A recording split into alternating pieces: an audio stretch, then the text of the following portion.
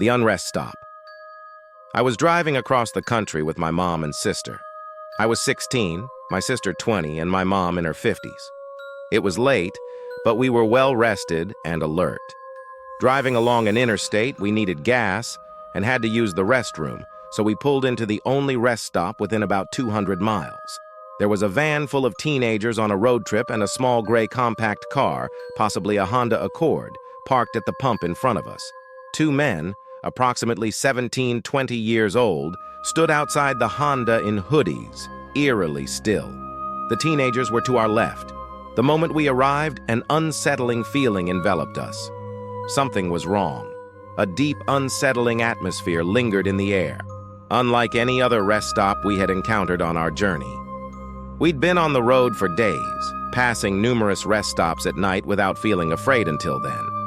While my mom and sister went inside, I stayed in the car.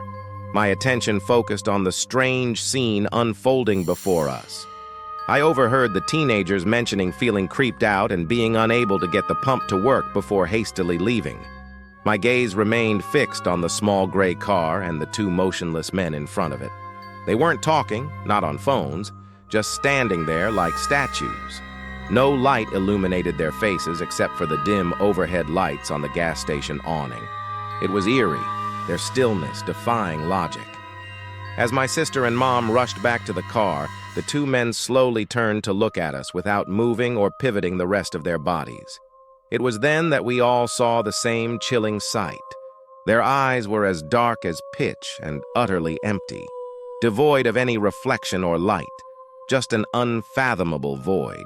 Without hesitation, we booked it, speeding at over 100 mph, an act unprecedented for us, but that day it was warranted. We drove until we reached the next city before daring to get out of the car again. The horror didn't end with the vacant eyes, the stillness, or the unsettling feeling. It continued at the gas station where a peculiar attendant repeatedly muttered to my mom and sister, "My mama will like you," while mindlessly mopping the same spot on the floor with a dry mop and an empty bucket. The most chilling part?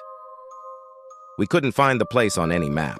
Despite knowing the exact spot on the interstate, we couldn't locate it on Google Maps or any paper map we had. Even inquiries with locals about the creepy gas station on that stretch of road resulted in confused looks and suggestions that we might have been on a different highway. We traveled that interstate again, but there was no rest stop to be found. It was as if the unsettling encounter had vanished into thin air, leaving behind only the haunting memories of that inexplicable night.